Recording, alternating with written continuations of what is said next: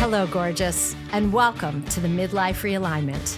I'm your host, Esther Blum, and I'm here to disrupt the narrative on perimenopause and menopause with humor, nutrition, hormones, and fierce self-advocacy. Together, we'll rewrite your story and the rules because there's a light at the end of the vaginal tunnel. Let's go. Dr. Sarah E. Hill is an award-winning researcher and professor at TCU, as well as a sought-after speaker, consultant, and media expert.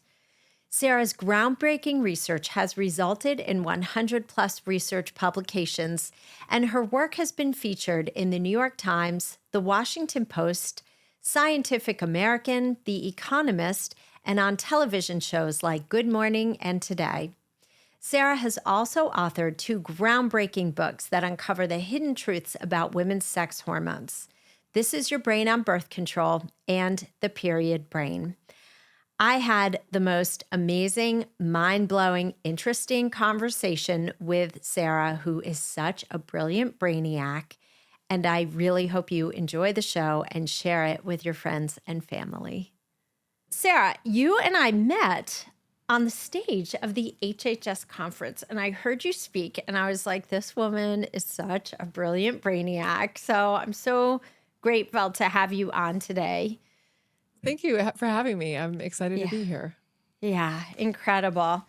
And so I really want to just jump right in the hormone conversation because the work you do on hormones in the brain, I think it informs so much about what women go through, their mental health changes, their cognitive changes. And I really want to use your brilliance today to shed some light on that. So can you walk us through what estrogen and progesterone are doing in the brain, not just in the ovaries, and why do so few women get taught any of this?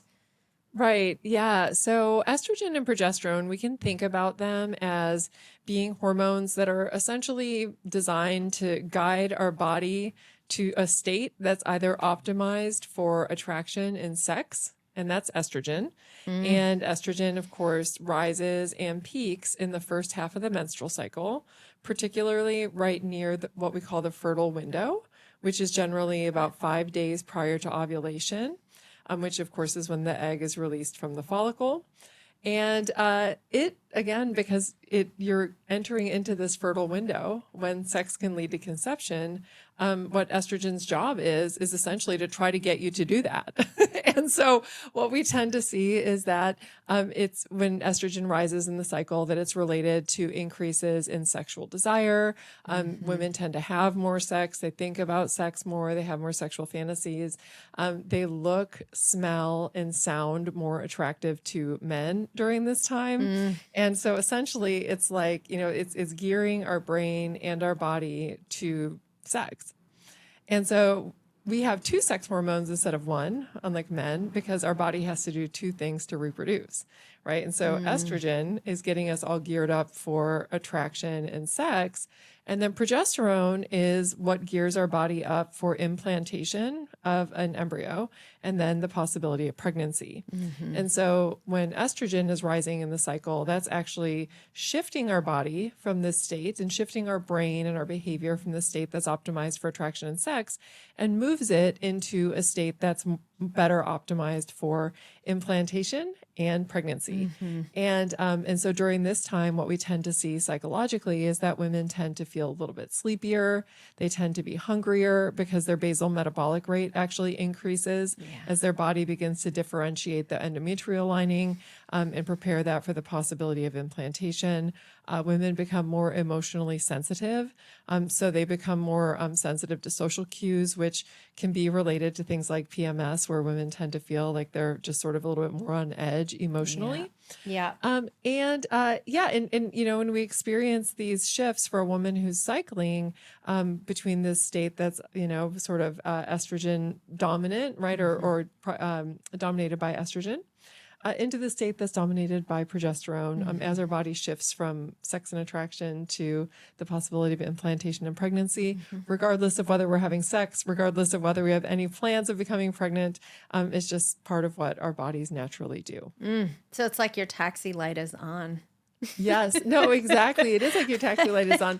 And it's related, when we think about estrogen and we think about all the really wonderful things that it does, which I think, we're starting to have more conversations about now, especially when we're talking about women in midlife, and the benefits that you get from estrogen, but and also progesterone, is that it does have these, like, especially with estrogen, it amplifies your brain. I mean, it just kind of makes it more sensitive to the outside environment. So what we tend to see is that you get faster neural firing speed in the first half of the menstrual cycle. When estrogen is high, you get a greater number of what we call dendritic spines, which are little spines that grow on neurons that make your brain cells better able to pick up information from other brain cells. And so it allows us to think more quickly. We tend to feel more on point during this phase in the menstrual cycle, and when estrogen is high. And all of these things are the result of this like beautiful set of neurobiological events that happens in response to estrogen. And it really does act almost like miracle grow on the brain, and especially in areas of the brain that are responsible for things like learning and memory, which is why, in midlife, when estrogen is starting to decline, a lot of women experience brain fog, is because this is a very real thing that's happening, is not getting exposure to this, really beautiful hormone that has these sort of excitatory, what we would call excitatory effects on the brain, making it better able to communicate with other areas of the brain. So that is all so fascinating and so true. We all know, if you've been through perimenopause or menopause, most women feel these cognitive changes in a very real way. What do you feel like is the most surprising finding from your research on how hormones shape mood or cognition or personality? Yeah, it's so interesting. So I'm gonna circle on two different points. One of which is related to estrogen, and then one of which is related to progesterone. So one of the things that I find really fascinating is the role that estrogen plays in attraction.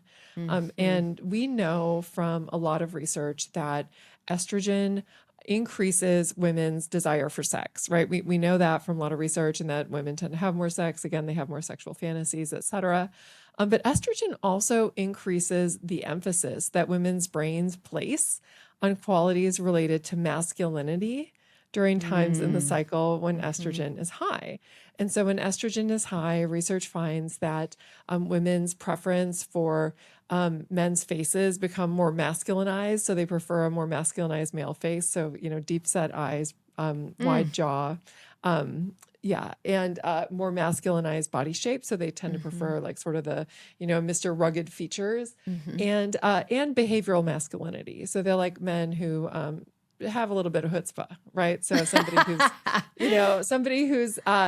got charisma and sort of a dominant personality. And we see this, like, we see a little nudge where when estrogen is high in the cycle, that women's preference for these types of qualities tends to increase across the menstrual cycle.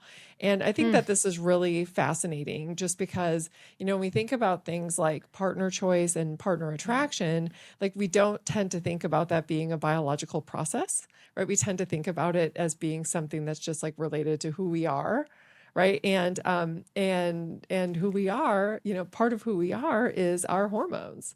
And, so I've always found that research incredibly fascinating, and especially in the context of hormonal birth control, because that is some of the research that I've done early on.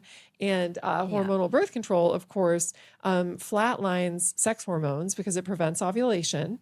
And when our body is preparing to ovulate, when our egg follicles are being stimulated, that's what's responsible for the big release in estrogen early in the menstrual cycle, during the first half of the menstrual cycle.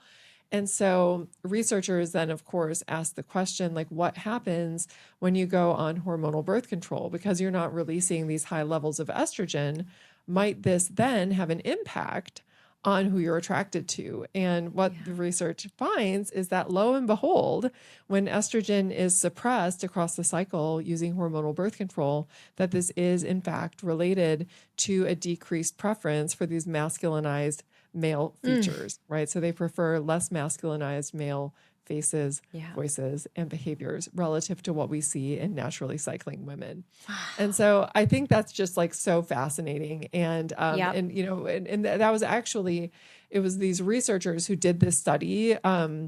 One of these first studies looking at hormonal birth control and attraction that really got me interested in hormonal effects on behavior, because it totally blew my mind, you know, to think about the fact, you know, when you think about the warning label on hormonal birth control pills, Oh my you know, it's God. like the risk of stroke and you know, blood clots, and you might influence who you choose as a romantic partner. You know, it Does just, you it know, say that on the warning label? no, it does It not. it should. I mean, well, and right, and maybe increase the risk of divorce later on because who you chose, right? Let's say you're on birth control, you meet your life partner, Mhm. then you go off birth control, you have a baby, which is already a huge hormone storm. Yeah. And then you're like, wait a minute, what was I thinking? Like, Right. I don't understand what's happening. Or women who've been on birth control, you know, through their 30s, 40s, and then hit perimenopause and menopause. I mean, this is such a high Mhm. divorce rate in midlife too. Mhm. And Mhm. there's so Yeah. many factors, but Yeah, you know, it's so fascinating because when you talk about, you know, when we talk about that sort of midlife divorce thing, I Mhm. can't help but think that there is a hormonal role in that, Oh, just simply yeah. because as you, I mean, it's like our hormones influence the way that we see the world. You know, it Yeah. influences like the glasses, right, that we're Hmm. wearing when we perceive and interpret the world around us. And when those hormones change and all of a sudden, you know, we see our partner differently, that can have an impact on whether or not we're Yeah. willing to, you know, sort of put up essentially, you know, put up with them anymore. And so I do think that there has to be something hormonal there. I'm sure that it contributes a role, like Yeah. to what extent it plays a role, I don't know. But I definitely think that the hormonal shifts in midlife are a contributing factor to the change in the divorce rate. Yes. And also, this is fascinating work too. And it's just new. Like I haven't seen any research papers on this except for like just talking about this in terms of theory. But given that, you know, estrogen predicts this heightened preference for masculinized male faces and voices and behaviors, right? Essentially just like increasing our preference for things that are male. Hmm. The Hmm. decrease in hormones that we get midlife could also be responsible for nudging some women into in and out of their sexual orientation. And you tend to see this sort of Hmm. phenomenon of like what we'll call a late life lesbian, Hmm. right? So somebody who is Hmm. married to a man Yeah. and then divorces the man and Yep. then partners up with a woman.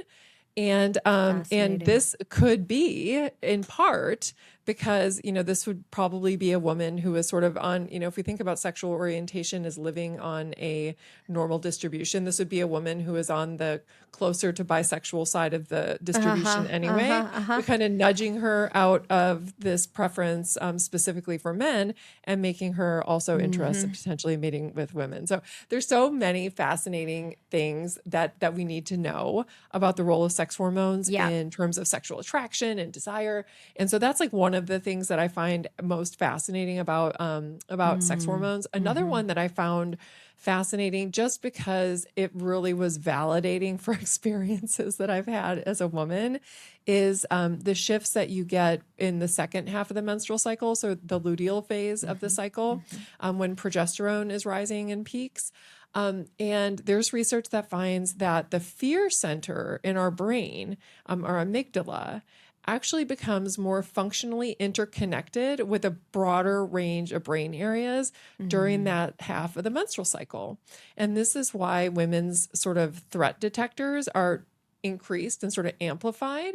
And this is what is responsible for those increased feelings of emotional and social sensitivity that many women experience in the second half of the menstrual cycle, right? It's not Hmm. your imagination. Yeah. that you're Yeah. feeling a little bit more, like, oh no, like you didn't empty, thinking about your partner, like, oh no, you didn't empty the dishwasher when I asked you to. Like, if you It's a loved hate me crime more, yeah, officially. Yeah. yeah, it's like if you loved me more, you would have done that, where it's like all of a sudden our brain like creates all these crazy scenarios that it wouldn't have done in the first 2 weeks of the cycle, and really Yeah. understanding sort of the biology behind that has been really helpful to me in terms of understanding myself, but then also being able to Yeah. stop myself, right? When I'm having a spiral moment, like saying, "Oh yeah, I know what this is. Like this is where my brain is, the fear center is super interconnected with everything, and so Mm-hmm. everything seems like it's a threat to me and a Mm-hmm. threat to my relationship." And take 2 steps back, take a deep breath, and then proceed. Yeah. Yes. And I think too, it's interesting to a degree. Well, definitely it happens in perimenopause too, when you're getting Mhm, the real roller coaster rides. Then things, mhm. the brakes come off at that point, and it is a little bit of the Wild West. But then, yes, I mean, what have you seen research wise in menopause to the brain, where the Mhm, brain is in a more steady state? And even if we're mhm, on mhm, HRT, that's a steady state too. It's not like you're changing your mhm, dosage every day. So, what do you mhm. see there in terms of sensitivity or neuroplasticity? Yeah, there's so many interesting things that happen during the menopausal transition. And just like everything with research with women, we don't understand all of it yet, but we do know a few things, right? And as you noted, when you're going through perimenopause, you go through this period of rapid hormonal change, right? Hmm. And a beginning of hormonal decline. And in particular, you get a decline in estrogen and progesterone, right? Those are progesterone usually is the first to leave the party, Hmm. because when you're trying to, when your body is attempting to ovulate and egg follicles are being stimulated, oftentimes estrogen will get released, just like it would if you were successfully going to be able to ovulate. Yeah. But then if you don't successfully ovulate, or if you ovulate, but it wasn't a particularly successful one, meaning that your body's not releasing a lot of progesterone, you get these wild swings where you get these increases in estrogen and then a decrease in progesterone. Hmm. And that oftentimes women experience that as anxiety, that Yeah. contributes Yeah. to hot flashes, just like estrogen does. Hmm. It's related to mood swings, because Yeah. one of the things that progesterone does, this hormone in the second half of the menstrual cycle, is it gets metabolized by the body and broken down into a product called allopregnanolone, which is it's a allosteric modulator of the GABA A receptor, which is just a way of saying that it increases GABAergic activity, which is very calming in the brain. Yeah. And so when you don't have progesterone and your body is expecting to get it, it is expecting to get this calming activity from allopregnanolone. And when you don't get it, it can create anxiety. And Yeah. so this having a like lowered levels of progesterone is related to anxiety. It's also related to not being able to sleep very well. Yeah. So women who, when they're going through perimenopause and menopausal transition, a lot of the women complain of anxiety and sleep related issues, and both of these are related Yeah. to low levels of progesterone. And then there's the brain fog, right? And brain Mm. fog is related to lower levels of both estrogen, which again Mhm. is excitatory in the brain. So it leads to the branching of these dendritic spines, which increases our brain sensitivity to new information. It makes us feel like we're sharp and on top of our game. Mhm. And as estrogen levels begin to decline, that decreases, right? And we can feel it. Yeah. It like one of the things that has been, most surprising to me, just as somebody who is midlife, because I'm 48, is, I started experiencing brain fog related symptoms long before my cycle was even, missed a beat, and long before Mm. my hormones Mhm. looked like they were doing anything different, Mhm. because my Mhm. hormone tests look great. I could still set my watch to my menstrual cycle. And I was feeling like not myself, right? Not feeling like I was like forgetting words. I Mm. would just like would have these moments where I just get like deer in the headlight and like not remember like why I was somewhere and like what I was doing. And all of this started happening long before my hormones started to change. And this is so common. And the good news is, well, one, we have hormone therapy, which for women who are able to do it safely, can help to attenuate these effects. But also, even for women who want to white knuckle their way through perimenopause, which is totally fine, right? Because our ancestors have been doing that for throughout human history, right? There's nothing wrong with white knuckling your way through menopause or into menopause. Is that your body actually makes adjustments. So this is like one of the things that people don't really realize about the brain. Because I think that I think we were taught some bad stuff, like some wrong information back in the day. Because I remember learning that your brain is your brain is your brain, right? And that it doesn't really change all that much after you're a grown up. And the brain is not that way at all. Like it changes across the menstrual cycle. It changes with pregnancy. It changes.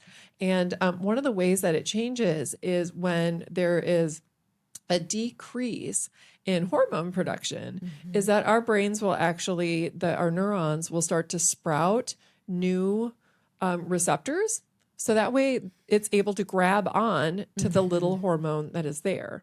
Now, what happens during the perimenopause transition that makes it so tricky for women is that their brain is still catching up, right? It's still like figuring out like, oh, okay, like there's not a lot of hormone.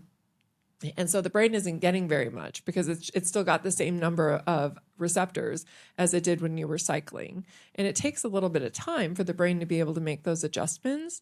But once you make them, you start to feel more like yourself again. And so I think that this is really an important silver lining for women to have and to understand that it's not that they're going to be losing a part of themselves and that they're, just going to decrease in cognitive capacity, because that's not necessary. The brain generally makes these adjustments, and then you start to feel like yourself again, especially once you're on the other side and fully menopausal. Fascinating. Yeah. And I know, I've seen Lisa Mosconi talk about that and show the dip in cognition and then the return. But, even her research said some women do get their full capacity back and others don't. And this is why, I do love early intervention for that. And I'm curious, have you introduced hormones, or did you introduce hormones, or did you decide to white knuckle when you were like, I am, noticing these huge changes with brain fog? Oh yeah, no, I 100% went for hormones. Yeah. Like I'm somebody who loves hormones, and and I've studied them and all of their beautiful effects in the body and in the brain, and so I 100%. And thankfully, my doctor is somebody who understands my research background. And so she, even though like my cycles, like I said, you could set a watch to it and my hormone levels all look great.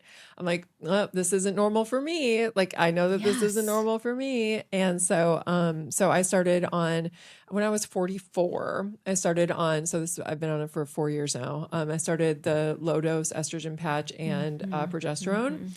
And then, my estrogen patch has gotten stronger over time. My cycles have started to periodically be irregular. So I can tell that we're sort of, I'm easing my way out of fertility. Yes. Welcome to the jungle. Yes. Yeah, I know. Seriously. And I do think that being able to address the experiences that I was having with hormone therapy has been incredibly helpful. Like within about 3 months of starting that hormone patch, because I was actually writing my second book when I started having those symptoms. And I was like, I cannot have my brain not working when I'm trying to, take in and synthesize all of this new information to write this book. And so, I mean, it was really scary for me because I felt like, and I think a lot of women feel like this, like I felt like I was losing my mind. Yeah. Like, oh my gosh, I used to be so smart. And like, what's happening to me? And then I'm like, it's got to be my hormones. And and so thankfully, I know enough about that. And I think it's so important that people like you and others are really educating and bringing awareness to women about issues that we confront midlife, because I think that, especially, if our cycle is still normal and our test results are coming back as normal, I think that it can really make a lot of women feel very crazy when they start to experience some of these cognitive symptoms before they start to experience these other symptoms. Hey, gorgeous. To preserve muscle in midlife, you need at least 100 to 120 grams of protein every single day. Most women I see in my practice are getting half of that, and they have no idea. They're skipping breakfast, picking at salads, or calling a yogurt lunch. And then they wonder why they're losing muscle, gaining belly fat, and feel exhausted by mid-afternoon. It's not your discipline, it's actually your protein. So I made you a free guide that fixes the foundation, starting with breakfast. Grab the 30-gram Midlife Breakfast Cheat Sheet free at estherblum.com/protein. That's estherblum.com/protein. Go feed yourself, gorgeous. And now, back to the show. I'm so glad. Thank you for just sharing that and normalizing the conversation of like, it doesn't always matter what your labs are. You have to treat the whole human, number one. Number two, normal and optimal are far from the same thing when it comes to labs. And when there's a human in front of you who's saying, great, the baseline numbers look great on paper, but I cannot string a sentence together and I'm a highly academic, productive person, and you introduce hormones and your symptoms get better, I mean, there's the proof. Did you end up adding in testosterone yet? Are you a candidate for it yet? Or do you not need so it? my testosterone is like still kicking. That's awesome. I've had for a girl, I've always had pretty high testosterone. Like I'm on the high end of normal. Okay. And and it stayed that way so far. Yeah. Okay. Yeah, so Rock who and roll. knows? Yeah. I think that it's really funny because the only time that I've experienced a decline in testosterone so far was during COVID, and which I think like lockdown, and so we actually have research on this. But essentially, when the brain doesn't see things as being worth fighting for, like it'll downregulate testosterone, which is why testosterone increases when, if we're in a competition, it'll increase. It increases when if we're in large groups of people, we get a little bit of a bump because essentially it's like preparing your body to like go out and like do the things. And I think being in lockdown and not around other humans, except for your family, I think that was like sending my brain a signal like, it's just like why bother? Yeah. But then once we were out in the world again, because I took DHEA during COVID because I'm like, I feel so unmotivated. Like I thought I had low iron and it was my testosterone. And anyway, I took DHEA and that kind of nudged it back up. And then once we got back and the world opened up again, then my testosterone went back to normal. It was like a totally interesting. Okay. That's so fascinating. Yeah. It's so fascinating. This is why I love science and research, because we're just forever learning, and we're really only at the cusp. We haven't even begun to do all the research for women that needs to be done. So I'm super excited for that. Yes.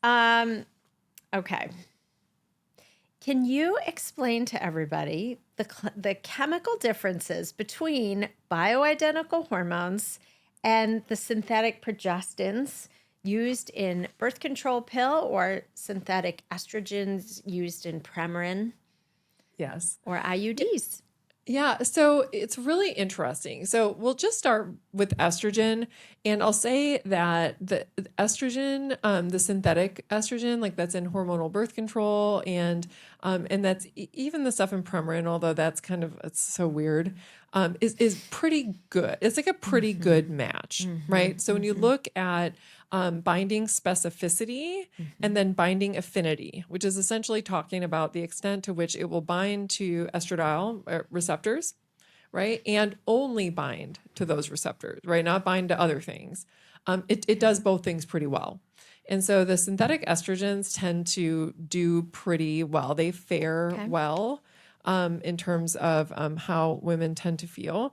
Premarin's weird even though Premarin has good binding affinity and specificity, women have weird side effects on it. Mm-hmm. And I don't know, like, and nobody really understands it. What are So the it's just like side effects that are weird for women? well, so things like heart racing Mm. and I don't remember what some of the other ones were. I think like weight gain or like Mm-hmm. water retention. Yep. Yep. And you don't usually get that with micronized or pardon me bioidentical estrogen or Mm-hmm. in like the patch or if you get like a compounded cream. Mm-hmm. And so Mm-hmm. I think that a better way to go is to use the patch or to use the Yes. cream, the cream, just because there are these side effects. But like I said, with the when you look at binding affinity, binding specificity, it tends to do fairly well. Yeah. It tends to your body tends to respond to it like it does to its own estrogen to a Mm. much greater extent than what we tends to be true for the synthetic progestins that are Mm-hmm. in hormonal birth control and Mm-hmm. that were used in the early hormone therapy trials. And I think that Mm-hmm. this is something Mm-hmm. that's really important to talk about. And so many of the hormone trials, including one that there was a bunch of headlines about last year, where they were looking at young women who were using, quote, hormone therapy, and whether or not this changes their risk of breast cancer. What the researchers found was that the women who used estrogen, right, like an estrogen patch, and progestin, right, the synthetic progesterone that is in hormonal birth control, that these women had a heightened risk of developing breast cancer relative to women who used estrogen only and relative to Yeah. women who weren't using any form of hormone therapy, right? And the headlines were, hormone therapy linked to breast cancer Oh, risk, yeah. Yeah. right? And then Yeah. in young women, because this trial that they did last year was something that was done in younger women. So it was like women under 40. And of course, the early trials, right, like with the where they were looking at hormone therapy and the risk of breast cancer, were also done looking at estrogen and then synthetic progesterone or progestin, and they also found an increased risk of breast cancer. And then when you look at women who are using estrogen, they generally have a somewhat reduced risk. And then Yes. women who use nothing, then obviously they have no increased risk. And the reason for that, I want to, and then you can ask your question. Or do you want to ask your question?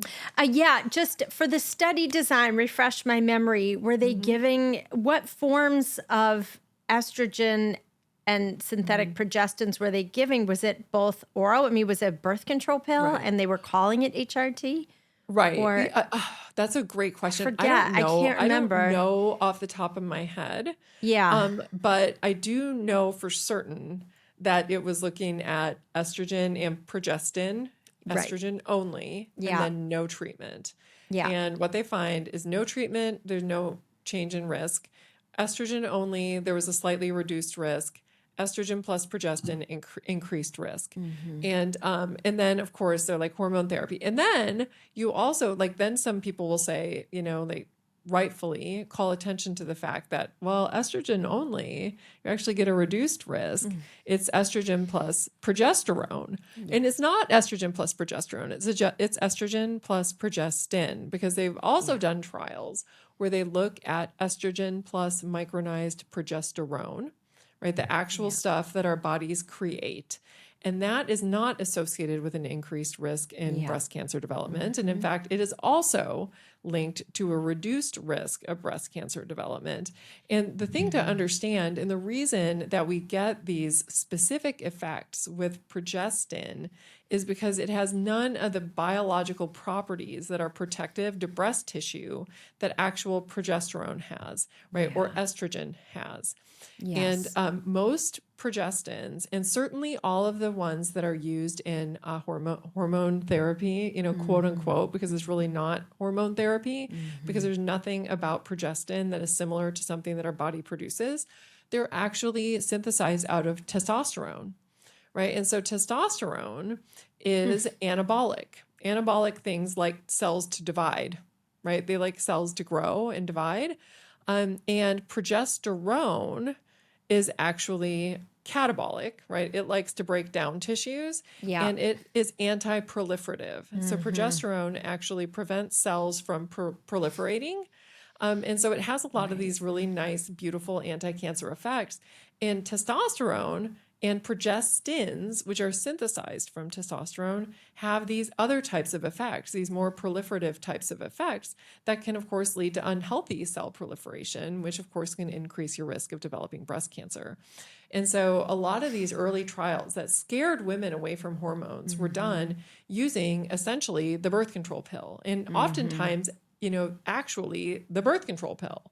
And then telling women that hormone therapy is related to this increased risk of breast cancer. And it just isn't when you're Yeah. using actually biologically identical hormones. Yeah.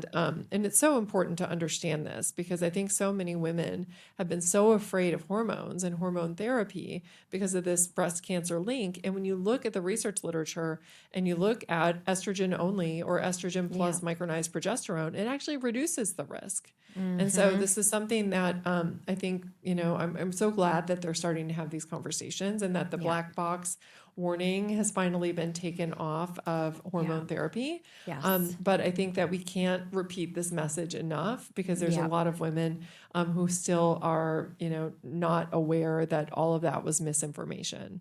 Yes. And also, I want women to understand that testosterone, just because synthetic progestins are derived from testosterone, can we explain how testosterone does not also directly cause an increased Right. risk of breast Right. cancer? Yes, no, testosterone itself does not like increase the risk of breast cancer. And Yeah. I'm gonna say that this research is less like there's been less or there have been fewer studies that have Hmm. specifically asked the question of does testosterone increase the risk of breast cancer? Yeah. But the studies that do exist suggest that it does not. And Yeah. so I would not be afraid of testosterone therapy. And in fact, if my Yeah. testosterone starts to decrease, I'm going to be the first person in line to go talk to my doctor to Yeah. make sure that I'm able to get access to it. And so that's also something I think Yeah. that we need to not be afraid of hormones. Well, and also I want to refer people, for those of you listening who are, the dark roast people and love to do your own research, look up the work of Dr. Rebecca Glazer, because when Jill Chmielski was on the podcast a month ago, she was highlighting some of Dr. Glazer's research where she's implanting testosterone pellets into breast tissue of women with cancer, and within 41 days, the tumor shrunk. Wow. So I don't fully understand the mechanism. I have to really Mhm. make my way through all of her studies. But what a pioneer. I mean, how incredible and beneficial will that all be when you can go on her website, and Glazer is Glaser, but Mhm. what a pioneer in the field. And I think there's going to be so much more coming out of the gate. And these were women with testosterone in the 200 to 300s. Normally I say to women, upper range would be 70 to 100, but these were very high levels, but showed a treatment benefit, which I think is also incredible Yeah, it's in the field. fascinating. Like the things that we learn from research. So fun. Yes, exactly. So, but I did not know that progestins were derived from the testosterone. That's totally new to me. Mhm. But the other thing I just want to interject real quick is that birth control pills are administered at 5 times the dose of what HRT does. And the Mhm. upper limits for HRT, like a patch, the upper limit is zero point 0.1 milligrams. And many of my colleagues say that's not even high enough. And if you take it orally, if you take oral bioidentical estrogen, you can get pills as high as, I believe it's zero point 0.2 milligrams. So, Mhm. we're not actually hitting our upper limit. And Dr. Newsom, who runs a beautiful clinic in the UK, she also, she talks about how she was on multiple estrogen patches during late stage perimenopause and then was able to come down. But I think there's so much more room for bio individuality, so many more nuances that we have coming down the pike. Yeah, no, totally. I was actually just at a research talk where somebody was talking about trying to increase the availability of individualized medicine when it comes to Mm-hmm. hormone therapy, specifically by looking at the extent to which individuals differ in the way that they're able to clear estrogen. Right, because some people are able to process and clear Yeah. it more quickly, and other people are able to clear it less quickly. And and there's genetic markers for this, right? There's easy, Yeah. you can look at a genetic SNP and know pretty quickly what type of phenotype you have, and Mm-hmm. then being able to use that to then make decisions about how much hormone you can handle. I think is where we're going, and I'm so excited to get So there. exciting. And also, you can also be on different nutrients to support those pathways. Some women do really well with like taurine, glutathione, trimethylglycine. Others want more of a B complex route and methylated folate. So it is so individual. I feel like that's going to be the future is coupling, hormones with nutrients to support your liver detox. And of course, fiber is a non-negotiable in midlife to also support that in the gut. So Yes. it's Yeah, I feel like I'm glad you said that about fiber. I feel like everybody is talking so much about protein right now that Mhm. I feel like every that we might be skewing too far away from things that are going to be good sources of fiber, and it Yeah. is so important. So important. Yeah. Well, no, I was talking with my girlfriends this morning and she was like, I just don't even have time during the day to eat all the protein. She's like, I used to drop acid and drink and smoke. And now like I'm freaking out because I'm not eating enough protein. And like it becomes a full-time job. It's really, Yeah, no, I, totally. And then if you try to like get enough fiber on top of it, it's just like you'd spend all day eating. And so I know. I think that we need to have a balanced conversation about I nutrients. know. Yes, I know. We can't let perfect be the enemy of done here. Exactly. I love it. Um, Earlier in the conversation, you had said, hey, it's okay if you don't want to introduce hormones early, your brain will adapt to these changes. But what are some of your favorite lifestyle or nutrition or nervous system practices that really, help women's brains adapt to these hormonal shifts? Because a lot of women listening to this are high performing women and like you cannot afford to be offline or have their brains be offline for even a day. Right. Yes. Yeah. And I think that this is an important conversation to have because on the one hand, I love hormones, as I've noted, big proponent of them. And I'm so glad that the conversation around hormones has shifted where now we're saying like, yes, it is okay. And in fact, there's a lot of benefits that you can get from using hormone therapy when you're in perimenopause and menopause. But I do think that the conversation has kind of gotten a little bit too far with that, where I think that there's a lot of women who are afraid if they're not able Yeah. to use hormones or Yeah. didn't use hormones. And the thing that I Hmm. want to say to these women is that, we have as a species been around for 50,000 million years, whatever it is. We've been around for a long time. And throughout our long history as a species, women have been going through menopause, right? And it's Yeah. not just a byproduct of the fact that we live longer now than we did, 700 or 1,000 years ago. There's actually active evidence that suggests that menopause is something that is actually actively selected for, meaning that women Mm. experience this non-reproductive period on purpose. And Mhm. so this is something that we have inherited from our successful ancestors, and they didn't have access to hormone therapy, Right. right? So it is completely normal and natural to go through this state. It's not just a byproduct of the fact that, we live long lives now and that we probably lived shorter lives, 500,000 years ago, Yeah. right? It's something that our bodies are used to and can cope with. And so just knowing that and that it's not a deficit, right? It's not because of Mm. some sort of a deficiency. And that you can safely say no to hormones, and not only can your body thrive, your brain can thrive as well. And so, just understanding that I think is really Mm. important for women who aren't able or choose not to use hormones. Um, And what can Yeah. you do alternatively as a way to support yourself? It's really the usual suspect, because essentially what you're trying to do when you're trying to ease your transition into menopause is do things that are going to help promote your brain and your body's resilience to Mm. hormonal changes. Right? Because essentially what you're getting is a big change in hormones, right? So during perimenopause, you get a lot of variability in your hormones. And then, and of course they're declining, right? And so you want to do things to help increase neuroplasticity and cellular plasticity to help allow the cells in your body to be able to make those adjustments to the Mm-hmm. changing and decreasing levels of hormones. And the ways that you can do this are exactly what you would expect, right? It's getting good sleep, is making sure that you're exercising, even though it doesn't always feel fun.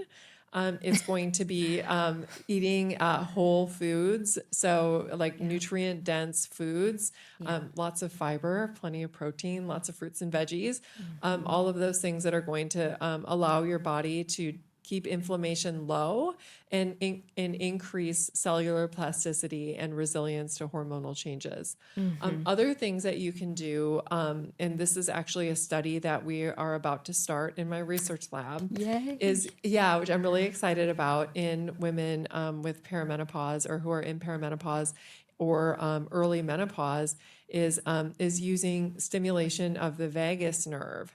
And so your vagus nerve is that So big good. winding nerve that goes throughout your body up into your brain, and it sends information from your brain into your body, but then it also gets information from your body and sends it to your brain. And when we Mm-hmm. stimulate the vagus nerve, it actually puts us into a parasympathetic state, right? So it's sort of Mm-hmm. the more rest and digest type of a state. It helps to promote sort of resilience to stress resilience. And anytime that we're increasing stress resilience, it's also increasing our resilience to hormonal changes, because that's a form of stress in the body. Mm. Stress just being something that knocks the body out of homeostasis and Mm-hmm. that requires it to get back there. And so we're doing a study where we're going to be looking at stimulation of the vagus nerve and using that as a therapy for Mm-hmm. for symptoms of perimenopause and menopause. And the prediction is that we should get improvements. And there's a lot of reasons Yeah. to expect that we'll get improvements. There's research that finds improvements in symptoms with people who have treatment-resistant depression. And so you get Mm-hmm. improvements in mood. And so we're expecting that we'll get improvements in mood in women who are perimenopausal, menopausal. And you also get reductions in overgrowth of tissue in women with endometriosis. And you get decreases in heavy menstrual bleeding from women who have heavy menstrual bleeding from stimulating the vagus nerve. Because essentially what it's doing is it's increasing the brain and the rest of the body's ability to communicate with each other, right? Oh, So the brain is better able to monitor what's going on and say, oh no, we're growing too much tissue here, let's slow things down. Or, oh no, you're bleeding too much, let's slow that down. Or, oh no, there's not as much hormone as that used to be here, let's try to increase the number of hormone receptors. It essentially allows the brain and the body to communicate better, therefore allowing the brain to sort of send out the signals that need to go into place in order to make the adjustments that are necessary to feel your best. And so we are very hopeful that we're yeah. going to get positive changes for women who are experiencing negative symptoms of perimenopause. But that's another one for people who don't want to stimulate their vagus nerve, which you can do with a little earpiece. The device that we use is a little earpiece, so you don't have to have an implant. It used to be that when you were going to stimulate your vagus nerve, you had to have this implant, and so this can be done outside the body. But you can also, there's, other things that you can do that help to increase that parasympathetic state, which again is going to increase the communication between your brain and the rest of the body. Doing yoga, Tai Chi, they've done studies on Tai Chi and Mm-hmm. yoga both, Mm-hmm. meditation, even things like cognitive behavioral therapy, where you're able to identify when you're getting into a stress loop and then talk yourself out of it. Has been found to be helpful for both PMS and PMDD, but also Yeah. perimenopause. Right, so there's a lot of things that we can Wow. do. Right, My just neurons are exploding with joy just hearing this. I mean, the vagus nerve is so amazing. What about, I have seen those wearable devices. mm-hmm, Whoops, punched the microphone. It comes around the neck and it has mm-hmm, two bands almost that Mm-hmm. sit on your vagus nerve and stimulate. Is that a good thing to use at home? Like, do those things work? Right. So that particular device doesn't have the amount of clinical research on it as the device I'm working with is a company called Ohm Body, which is OHM Body. And it works by stimulating. It's got a little earpiece where it has a little electrode where you stick it one right here to stimulate your trigeminal nerve, which is related to pain reduction. And then one that goes behind your ear and it stimulates your vagus nerve back here. And that one has good clinical, double-blind, placebo-controlled clinical trials looking at its effectiveness. I do know people who have that neck device and they like it and they get the decrease in heart rate that they can see on their wearable device, like their Oura Ring. Interesting. Which suggests that it is doing something. So, I don't want to poo-poo that device. It just doesn't have as much research behind it, but it's certainly, any one of these things is probably worth trying because they are non-invasive. And it's like, the thing about something like stimulating your vagus nerve is like, and it's kind of like eating healthy and exercising. It's like nothing bad can come of it. It's Nothing bad can come of it. Yeah. And you may sleep better too. I mean, that to me is like, is really important. And, I always like to massage my vagus nerve with some essential oils at night. That's really nice. But also singing, gargling, chewing gum, humming. Chewing gum. Although, oh my God, my TMJ, I think my jaw would die then. But yeah, I think all of that would be just, if you need an extra member, a menopausal woman for this study, I'll join your study. It sounds amazing. I would love that. I would love it. to. Yes. No joke. Yes. I would Reach do out. it because I noticed like not only me, but my client, I mean, I'm an N of one, but my clients too, we all hold tension in our bodies so much. And I do a lot of meditating and all I notice is just the lack of diaphragmatic breathing and the clenching of the pelvic floor and the shoulder. My husband the other day was like, my shoulders are around my ears. Like we all hold it so differently, but I think, yes, if we can chill the fuck out with some vagus nerve stimulation, that is, sign me up. I think that's actually the best prescription for all of us is just like chill the fuck out, right? Chill the fuck out. Oh my God. Yes. Oh my gosh. You are such a brilliant wealth of information. Where can people find your books, your social media, your website, all the things? And we'll put this in the show notes. Yeah. So I have two books. This is Your Brain on Birth Control and then The Period Brain, both of which are about hormones and their influence on the brain and the way that we experience ourselves and the world around us. And you can get those anywhere that you buy books. Online, you can find me. My website is sarahehill.com, and that's Sarah with an H. On social media, you can find me at Sarah E. Hill, PhD. Again, Sarah with an H. And I'm most active on Instagram. All right. So excited. Thank you so much for coming on today. I learned so much from you. It was great. Great. Thank you so much for having me. If you loved this episode, follow or subscribe to the Midlife Realignment wherever you listen to podcasts and on YouTube, and leave a review to help other women find this show.